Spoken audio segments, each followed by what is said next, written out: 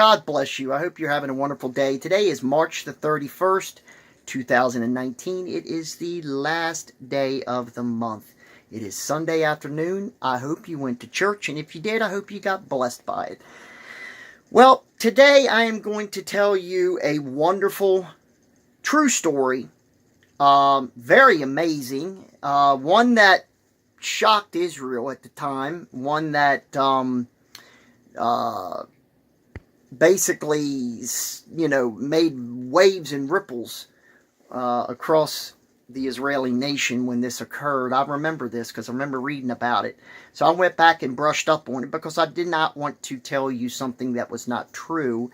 I wanted to make sure that my facts were in line because on this channel, I always want to tell you the truth, and I always tell you you can go to the Bible and look up what I tell you, or if I'm telling you a story like this, go look it up yourself.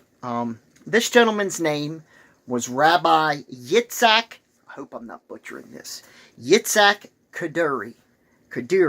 I'm going to spell this for you in case you do want to look it up. Yitzhak, his first name, his last name, Kaduri, Kaduri. Rabbi Yitzhak Kaduri. He was, I believe, 108, 7, something like. He was up there. His eldest son, who relayed this story, was, I believe, 75 or 80 years old. Anyways, he had been telling his son, this man, I'm telling you, was extremely revered in the Jewish community. This was the kind of rabbi that other rabbis from not only around Israel, but from around the world would come to him with questions. He was that high of an authority, that well respected in the Jewish community, especially the religious Jewish community, that he was able to answer their questions. He taught students for decades upon decades. I mean, this is what this man did. This was his thing. He was a rabbi. He was a very highly esteemed. As a matter of fact, when I read the story, it said he was the most esteemed rabbi in Israel. Now, you're going to find out in a minute why I emphasize that point, the most revered rabbi in the state of Israel. Anyways, Rabbi Yitzhak Kaduri was having dreams, visions, when he would go to bed at night. He still had his faculties. As a matter of fact, he was still fully, teaching and doing his thing even up until he died. I'm sure he wasn't having a full schedule, but he, meaning his mind, was there, and he was still able to teach. He still had rabbis visiting him, asking questions and so forth and so on. So he was having these visions at night, and he was relaying them to his son. Now remember, his son is like 80 years old, something along them lines. That just goes to show you how old this gentleman was. So he was relaying to his son that he was having visions every night. He wasn't going into great detail about these visions, but he was telling his son some of what he was seeing, what was being revealed to him on a nightly basis. And this went on for a little while. Anyways, he had wrote a letter. Okay, now he wrote this in Hebrew, obviously, and he handed that letter to his son. He sealed it in an envelope, and he told his son, this is not, for under any circumstances, it is not to be opened until 1 year after I die. 1 year after I die, you then are to open this letter and reveal its contents to the world, to Israel, to his students, to the other rabbis, to whomever would listen. So Rabbi Yitzhak Kaduri passed away, and his son did exactly that. His son did what his father wanted him to do. His son kept the letter from people, did not tell them, kept the letter from the people, and on the first year anniversary of the passing of his father, Rabbi Kaduri, he informed that he had this sealed envelope and this letter in his father's handwriting, that it was to reveal a major piece of information. So he gathered the people around, and they opened the letter. And lo and behold,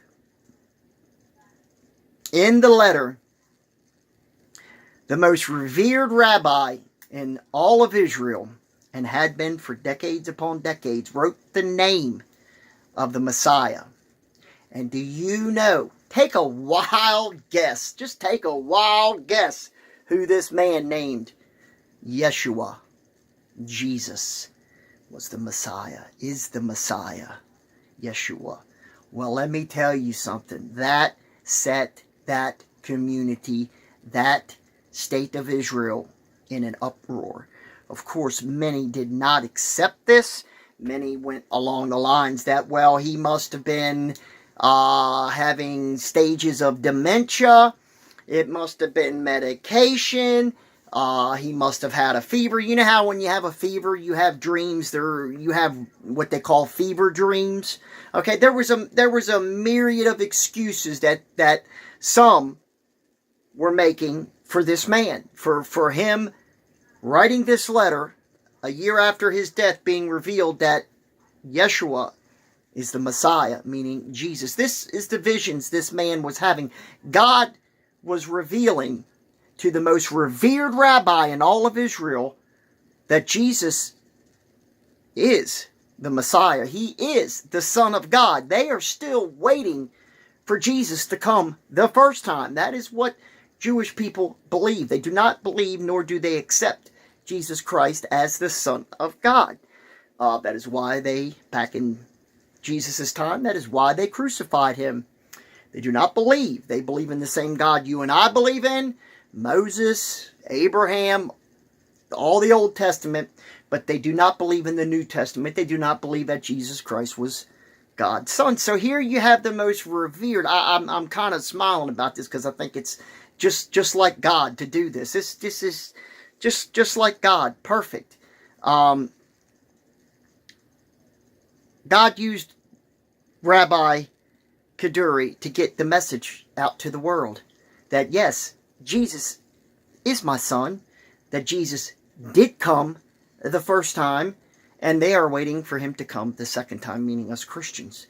Remember, as I said just a minute ago, Jewish people are still waiting for the actual Messiah, the original. They do not believe Jesus was the Messiah. So here you have this guy, this wonderful old rabbi, telling them, I can only imagine when they opened that letter in that area that they did that in, and all of these revered rabbis were sitting around, and some of his most revered students throughout the decades were sitting there. I can only imagine, and one other thing, they did authenticate the handwriting, because they didn't believe. They did authenticate the handwriting 100% that it was Yitzhak Kaduri's handwriting. They did do that.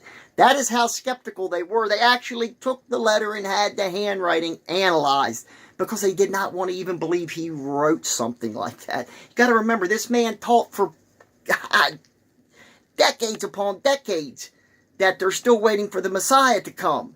You know, and here all of a sudden, his last communication to earth, his last words on this earth was Jesus Christ is the Messiah, the one we've been waiting for. He's here. That's him. Can only imagine the uproar that caused. I would have loved to have been in that room. Of course, I don't speak Hebrew, so I doubt very seriously I would have known what was going on. But still, it would have been something absolutely amazing. Anyways, I want to leave you with that story today. I hope you like that. It's a true story. Go look it up. My point being, God can reveal himself to anybody. He can reveal himself to anybody. He can use anybody. I've said that so many times in my videos. He can use anybody. Take care. I'll see you tomorrow. God bless each and every one of you. Have a wonderful Sunday evening, and I will see you tomorrow. See you later.